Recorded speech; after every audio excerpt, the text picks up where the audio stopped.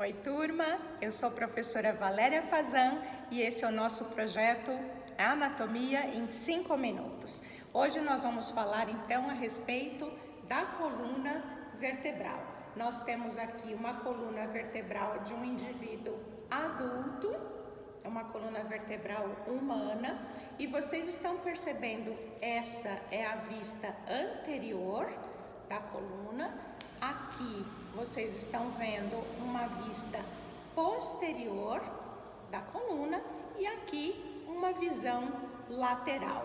Então, turma, em situação anterior ou posterior, uma coluna de um indivíduo adulto normal não apresenta desvios para lateral. Quando nós olhamos para essa coluna numa vista lateral, vocês vão perceber que a coluna ela apresenta curvaturas normais. Algumas curvaturas apontam para anterior, como a curvatura cervical e a curvatura lombar, e algumas curvaturas apontam para posterior, como a curvatura torácica e a curvatura sacral. Essas curvaturas, turma, elas são chamadas curvaturas primárias e curvaturas secundárias da coluna vertebral. Por quê?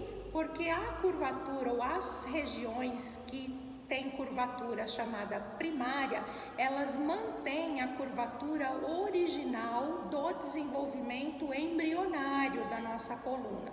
E, portanto, a região torácica e a região sacral, que apresentam curvatura em direção posterior, são as regiões de curvatura primária da coluna.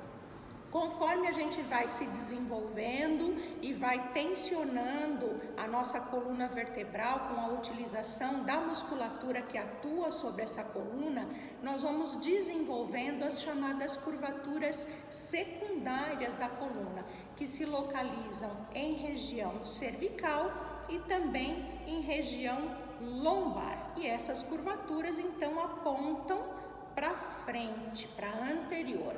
Essas curvaturas secundárias se desenvolvem de acordo com o nosso desenvolvimento neuropsicomotor, conforme a gente vai então tracionando a coluna através dos músculos que aqui atuam.